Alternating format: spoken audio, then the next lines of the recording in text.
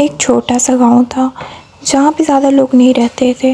वहीं पे एक घर था जिसमें रवि, उसकी बीवी रोशनी और उसकी माँ कमला रहती थी। एक दिन रोशनी रवि को टिफ़िन देकर अपनी सास कमला को चाय देती है तो कमला कहती है कि इसमें तुमने कुछ मिलाया तो नहीं।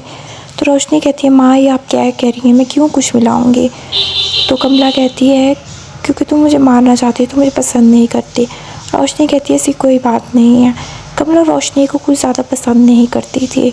फिर रोशनी अपने पति रवि को कहती है कि आपने माँ जी की बातें सुनी है, वो मुझसे कैसी बातें करती हैं। तो रवि कहता है कोई बात नहीं, छोड़ो, उनकी तो आदत ही ऐसी है। तुम बताओ तुमने जो शहर में जॉब के लिए अप्लाई किया था उसका क्या बना। तो कहती है अभी उनकी तरफ से कोई रिप्लाई नहीं आया। तो रवि कहता है अच्छा कोई बात नहीं, आ जाएगा रिप्लाई, तुम टेंशन मत लो। उनकी एक हवेली भी होती है जो कि कमला को बहुत प्यारी होती है। कमला एक दिन अपना सामान बंद करके वहीं जा रही होती है तो रोशनी उसे रोक लेती है और कहती है माँ आप वहाँ मत जाएं, अब अकेली वहाँ कैसे रहेंगी और लोग कैसे सब बातें करेंगे। तब फिर रोशनी कहती है कि वो कहती है ठीक है मैं नहीं जाती, लेकिन मैं रात को वहीं जाकर सोया करूँगी। रोशनी मान जाती है। वो अपने पति रवि को ये सब बताती है तो रवि कहता है पता नहीं माँ को क्या हो गया, वैसा क्यों कर रही हैं। फिर डेली कमला वहीं जाके हवेली में सोती है रात को। रोशनी को ये बात बहुत अजीब लगती है लेकिन वो इस बात को छोड़ देती है। एक दिन सुबह रोशनी कपड़े सुखा रही होती है ऊपर छत पे, तो वो दो औरतों की बातें सुनती है।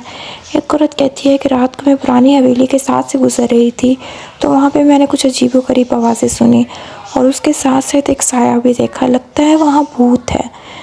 रोशनी जो है बातें सुन रही होती है उसको बहुत हैरान होती है। वो कहती है माँ जी डेली रात को वहाँ जाती हैं, अब ये अफवाहें भूत की आवाज़ों की, मुझे कुछ देखना ही पड़ेगा सब क्या हो रहा है। वो रात को कमला का पीछा करती है।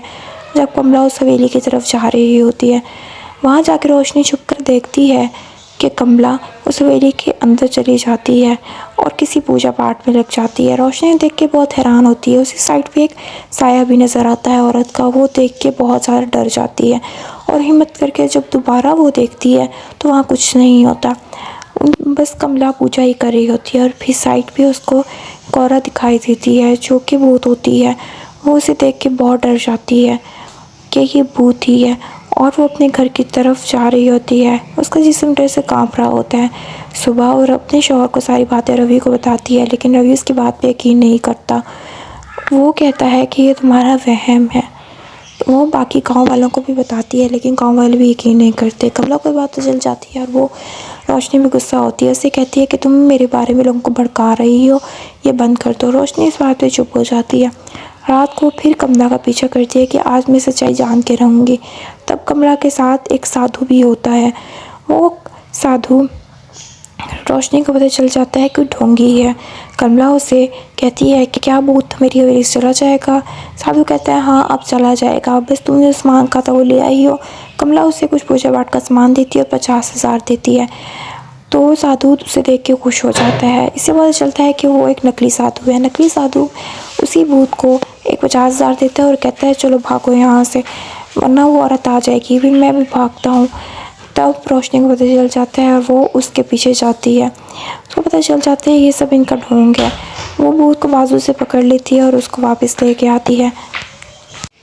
वो साधु को भी पास चली जाती है। वहाँ कमला भी होती है। वो दिखाती है माँ जी ये देखें ये आपका भूत है जिसे आप भूत समझ रही थी, ये साधु आपको लूट रहा है। कमला ये देख के बहुत हैरान हो जाती है ये क्या हुआ है मेरे साथ, लेकिन साधु भाग जाता है। तो रोशनी कहती है आप फिक्र ना करें, पुलिस अभी साधु को पकड़ के लाती ही होगी। तब वो पुलिस आ जाती है साधु को पकड़ के।